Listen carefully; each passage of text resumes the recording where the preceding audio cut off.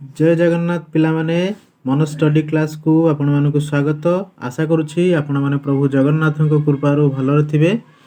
आ आज आसंतु देखिबा दशम श्रेणी ओडिया ग्रामर रे थिबा पदविन्यास चैप्टर टी आज क्लियर करिबा आ फुल कॉन्सेप्ट सह ताको आज पढिबा।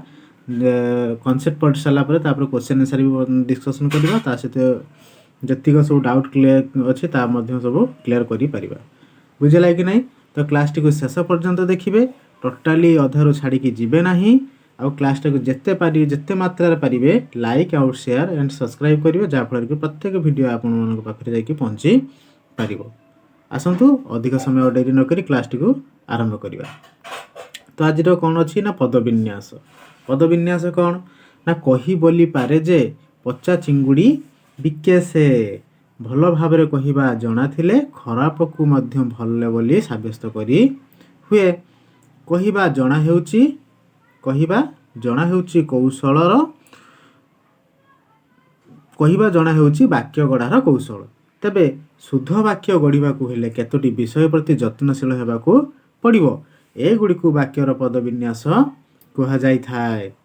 आउ थरे कहूची कही बोली पारे जे पचा चिंगुड़ी बिकेसे भल भाव कहवा जना थिले खराब को मध्य भल बोली साब्यस्त करी हुए। कहवा जना हेउची वाक्यर गढ़ा कौशल।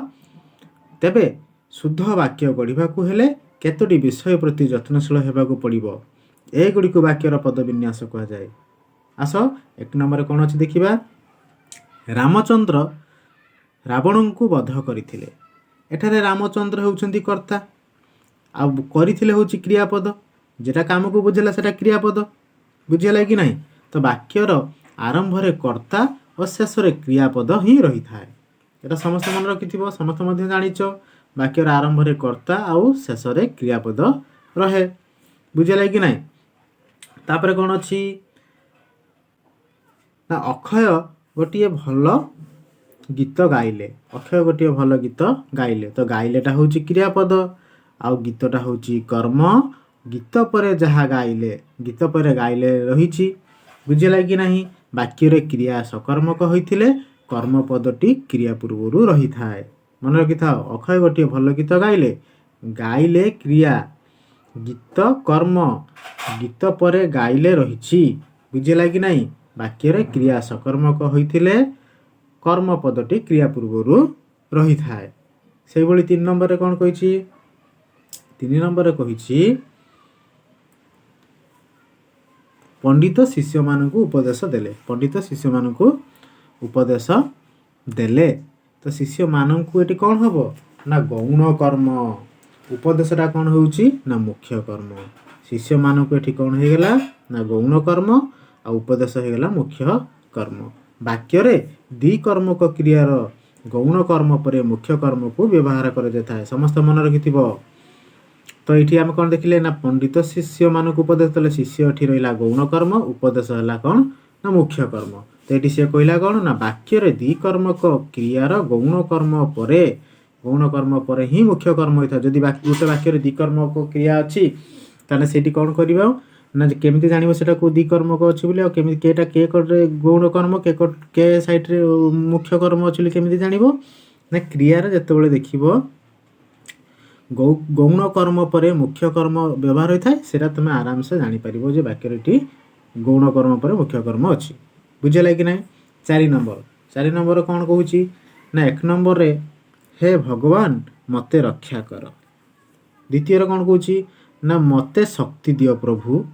तो ये आम कौन जानिबा को पाउछे ना प्रथम वाक्य रे भगवान एवं द्वितीय वाक्य रे प्रभु संबोधन होइछि। एटा होछि कोन संबोधन पद। वाक्य रे संबोधन पद आरंभ रे बा शेष रे रखा जाय। मन रखिथिबो क्वेश्चन आसीबो वाक्य रे संबोधन पद कोठारे थाए तमे सेठी कोन आंसर देबो ना वाक्य रे संबोधन पद आरंभ रे बा शेष रे रखा जाय थाए। बुझिला कि नहीं तापरे 5 नंबर चतुर लोक सबुठी जितंती। चतुर लोकर विशेषता प्रकाश करे। ये कौन को प्रकाश करे थाए ना विशेषता को ये प्रकाश कला केमिति ना वाक्य रे विशेषण पद विशेष्य पद पूर्व ही व्यवहार होता है बसी थाए। ବୁଝିଲା କି ନା? ଏଠି ସେମିତି ବସିଛି ଦେଖ, ବିଶେଷ୍ୟ ପଦ ପୂର୍ବରୁ କ'ଣ ବସିଛି? ଚତୁର। ଚତୁର ହେଉଛି କ'ଣ? ଗୋଟେ ବିଶେଷଣ ପଦ, ଯେଟାକି ବିଶେଷ୍ୟକୁ ବିଶେଷିତ କରୁଛି। ବୁଝିହେଲା କି ନାହିଁ? ତ ବାକ୍ୟରେ ବିଶେଷଣ ପଦ ବିଶେଷ୍ୟ ପଦ ପୂର୍ବରୁ ବସିଥାଏ। ତାପରେ 6 ନମ୍ବରକୁ ଆସ। ଜମିଦାରଙ୍କ ପୁଅ ସୁରେନ୍ଦ୍ର ଏ ମନ୍ଦିର ତଳିଛନ୍ତି। ଏ ମନ୍ଦିର ତଳିଛନ୍ତି। ଏଠାରେ ସୁରେନ୍ଦ୍ର ହେଉଛି କିଏ? ଏଠାରେ ସୁରେନ୍ଦ୍ର ହେଉଛନ୍ତି କର୍ତ୍ତା। ଏଠାରେ ସୁରେନ୍ଦ୍ର ହେଉଛନ୍ତି କର୍ତ୍ତା। ବୁଝିହେଲା କି ନାହିଁ? ଦେଖ, ଏଠାରେ ସୁରେନ୍ଦ୍ର ହେଉଛନ୍ତି କର୍ତ୍ତା, କିନ୍ତୁ ସେ ଜମିଦାରଙ୍କର ପୁଅ, ଜମିଦାରଙ୍କ ସହିତ ସମ୍ବନ୍ଧିତ ଅଛି। ତ ବାକ୍ୟରେ ସମ୍ବନ୍ଧ ପଦ ସମ୍ବନ୍ଧିତ ପଦ ପୂର୍ବରୁ ବସିଥାଏ। ଏଇଟା କ୍ୱେଶ୍ଚନ୍ ଆସିବ ଯେ ସମ୍ବନ୍ଧ ପଦ କାହା ପୂର୍ବରୁ ବସିଥାଏ? ନା ସମ୍ବନ୍ଧ ପଦ ସମ୍ବନ୍ଧିତ ପଦ ପୂର୍ବରୁ ବସିଥାଏ, ବ୍ୟବହାର ହୋଇଥାଏ। ତ ଏଠି ଦେଖିଲେ କ'ଣ?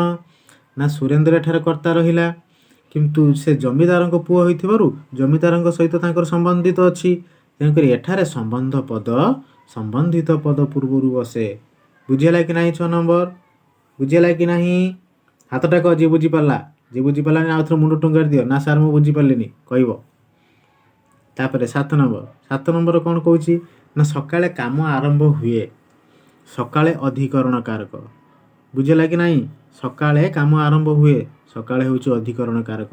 କାରକ ତମେ 9 କ୍ଲାସ୍ରେ ପଢ଼ିକି ଆସିଥିବ, କାରକ ବିଭକ୍ତି ବାକ୍ୟର ଆରମ୍ଭରେ ଅଛି। ବୁଝିହେଲା କି ନାହିଁ? ବାକ୍ୟର ଆରମ୍ଭରେ ବେଳେବେଳେ ଅଧିକରଣ କାରକ ରଖାଯାଇଥାଏ। ତାପରେ 8 ନମ୍ବରକୁ ଆସ। 8 ନମ୍ବର କହୁଛି ଏହା କେବଳ ସମ୍ଭବ ହେବ କଠିନ ଶ୍ରମ ଦ୍ୱାରା। କଠିନ ଶ୍ରମ ଦ୍ୱାରା ଉପଯୁକ୍ତ ଗୁରୁତ୍ୱ ଆରୋପିତ ଅଛି। ତ ଗୁରୁତ୍ୱ ଆରୋପ ପାଇଁ ଯେକୌଣସି ପଦ ବାକ୍ୟର ଶେଷରେ ବସିପାରେ। ତୁମର କାମ ହେଉଛି ଘର ଜଗିବା। ତୁମର କାମ ହେଉଛି ଘର ଜଗିବା। ତ ତୁମର କାମ ହେଉଛି ଉପରେ ଗୁରୁତ୍ୱ ଅଛି। ତୁମର କାମ ହେଉଛି କ'ଣ? ନା ଉପରେ ଗୁରୁତ୍ୱ ଅଛି। ଏଣୁ ଏହା ବାକ୍ୟ ଆରମ୍ଭରେ ରହିଛି। ବାକ୍ୟରେ ଆରମ୍ଭରେ ଗୁରୁତ୍ୱ ଆରୋପଣ ପାଇଁ ଥିବା ବାକ୍ୟାଂଶ ବସିପାରେ। ଏଇଟା କ'ଣ ବସିପାରେ? ନା ବାକ୍ୟାଂଶ ବସିପାରେ। ତାପରେ 9 ନମ୍ବର। 9 ନମ୍ବର କ'ଣ କହୁଛି? 9 ନମ୍ବର କହିଲା ରମେଶଙ୍କ ବିନା ଏ କାମ ହୋଇପାରିବ ନାହିଁ। ଏଠାରେ ବିନା, ଏଟା ହେଉଛି କ'ଣ? ନା ଅବୟବ ପଦ ବିନା। ଆମେ ବି ଏଟା 9 କ୍ଲାସ୍ରେ ପଢ଼ିକି ଆସିଛୁ। ଏହା ରମେଶଙ୍କ ସହିତ ସମ୍ବନ୍ଧିତ ଅଛି। ତ ବାକ୍ୟରେ ପଦାନୟୀ ଅବୟ ସମ୍ବନ୍ଧିତ ପଦର ପରେ ବ୍ୟବହୃତ ହୋଇଥାଏ। ବୁଝିହେଲା କି ନାହିଁ? ତାପରେ 10 ନମ୍ବରକୁ ଆସ। ବାପା ଜେଜେଙ୍କର ଓ ଜେଜେମାଙ୍କର ଯତ୍ନ ନିଅନ୍ତି। ବାପା ଜେଜେଙ୍କର ଯତ୍ନ ନିଅନ୍ତି ଓ ଜେଜେମାଙ୍କର ଯତ୍ନ ନିଅନ୍ତି। ବାକ୍ୟରେ ବିଭିନ୍ନ ବ୍ୟକ୍ତିଙ୍କର ସମ୍ବନ୍ଧ ବୁଝାଇବାକୁ ହେଲେ ପ୍ରତ୍ୟେକ ସମ୍ବନ୍ଧ ପଦ ବିଭକ୍ତିଯୁକ୍ତ ହୋଇଥାଏ। ବୁଝିହେଲା କି ନାହିଁ? ତାପରେ 11 ନମ୍ବର। 11 ନମ୍ବର କ'ଣ କହୁଛି? 11 ନମ୍ବର କହୁଛି ପ୍ରଥମ ଚନ୍ଦ୍ରମୋହନ କଟକ ଗଲା ନାହିଁ। କାଲି ତମେ ଘରେ ନଥିଲ। ଏଟା ନାସ୍ତିବାଚକ ସୂଚନା ଦେଉଛି। ଆଚ୍ଛା ହଉ ଦେଖିବା। ପ୍ରଥମ ବାକ୍ୟରେ ନାହିଁ ଗଲା, ପରେ ଦ୍ୱିତୀୟ ବାକ୍ୟରେ କ'ଣ ରହିଲା? ନା ନଥିଲ, ନ ଆଉ ଥିଲ ପୂର୍ବରୁ ବସିଛି। ତ ବାକ୍ୟରେ ନାହିଁ ବା ନାହିଁ ସଂଯୁକ୍ତ ପଦ କ୍ରିୟାପଦ ପରେ ବସେ, ନ କ୍ରିୟାର ପୂର୍ବରୁ ବସେ। ଆଚ୍ଛା ହଉ ଏଇଠି ଦେଖିଲେ ନାହିଁ ସଂଯୁକ୍ତ ପଦ କ୍ରିୟାପଦ ପରେ ବସିଲା, ନ କ୍ରିୟାପଦର ପୂର୍ବରୁ ବସିଲା। କ୍ରିୟାପଦର ପୂର୍ବରୁ ବସିଲା। ଏଇଠି ଜାଣିହେଲା କି ନାହିଁ? ଏଇଠି ଏକ୍ଜାମ୍ପଲ୍ ଦେଖି ତୁମେ ଆରାମସେ ଜାଣିପାରୁଥିବ। ତାପରେ 12 ନମ୍ବର କହୁଛି, 12 ନମ୍ବର କ'ଣ କହୁଛି? ନା ରାଘବ ସୁଦାମକୁ ବେତରେ ପିଟିଲେ। ରାଘବ ବେତରେ ସୁଦାମକୁ ପିଟିଲେ। ରାଘବ ସୁଦାମକୁ ବେତରେ ପିଟିଲେ। ରାଘବ ବେତରେ ସୁଦାମକୁ ପିଟିଲେ। ହଉ ଦେଖିବା କ'ଣ ହେଉଛି? ବାପା ଗୋପାଳକୁ ବହିଟିଏ ଦେଲେ। ବାପା ବହିଟିଏ ଗୋପାଳକୁ ଦେଲେ। ମାନେ କେଉଁଠି? ନାଉନ୍ ଆଉ କ୍ରିୟାର, ନାଉନ୍ ଆଉ କ୍ରିୟାର ଓଲଟ ପାଲଟ ହେଉଛି। ହଉ ଦେଖ, ନା କ୍ରିୟା ନୁହେଁ। ବାପା ଗୋପାଳକୁ ବହିଟିଏ ଦେଲେ। ବାପା ବହିଟିଏ ଗୋପାଳକୁ ଦେଲେ। ଆଚ୍ଛା ହଉ, କର୍ମ ଆଉ କର୍ତ୍ତା ଦୁଇ ଜଣ କ'ଣ ହେଉଛନ୍ତି? ନା ଏପଟ ସେପଟ ହେଉଛନ୍ତି। ବୁଝିହେଲା କି ନାହିଁ?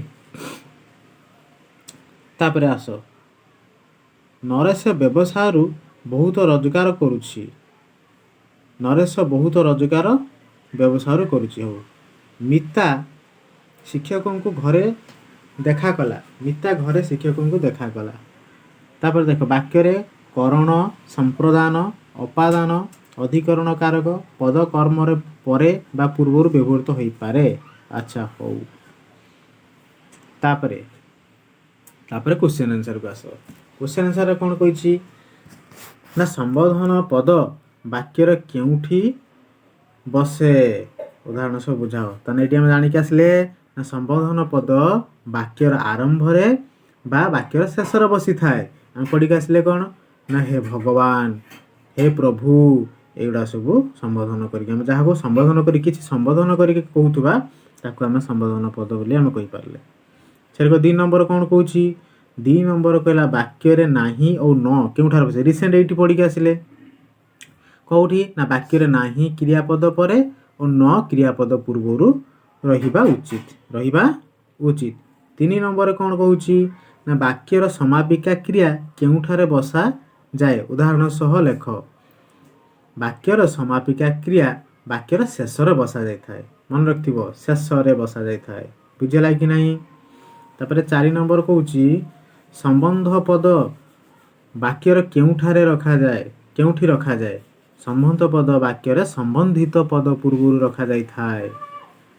तापर 5 नंबर गुरुत्व थिबा पद बा वाक्यांश वाक्यर केउठारे रखा जाए दृष्टांत लेख कौठी ना गुरुत्व आरोप पाई जे कौनसी पद वाक्यर शेष रे बसी पारे मन रखा गुरुत्व आरोप पाई जे कौनसी पद वाक्यर शेष रे बसी पारे। तापर 6 नंबर विशेषण पद वाक्य रे केउठारे बसिबा आवश्यक उदाहरण सह लेख। अच्छा हो वाक्य रे विशेषण पद विशेष पद पूर्व बसिबा आवश्यक एग्जांपल कौन ना जेपरि कि भंगा चौकीर एबे भी आदर अछि बुझला कि नहीं। तापरे 7 नंबर कौन कहूछि पदान्वय अवय केउठारे व्यवहृत हुए पदान्वय अवय संबंधित पद परे व्यवहृत हुए मन रखिथिबो। तापर 8 नंबर कौन कहूछि ना संबंध पद केतेबेले विभक्ति युक्त हुए वाक्यर विभिन्न व्यक्तिंकर संबंध बुझाइबाकू हेले प्रत्येक संबंध पद विभक्ति युक्त हुए बुझेला पिला माने आराम से जदि समस्ते क्लास को बुझी पारिल कि जदि क्लासटा ठीक ठाक आपन को लागिला तने लाइक शेयर निश्चित रूप रे करिवे आउ पुणी देखाबा आउ के नया क्लास रे रहउछि। जय जगन्नाथ।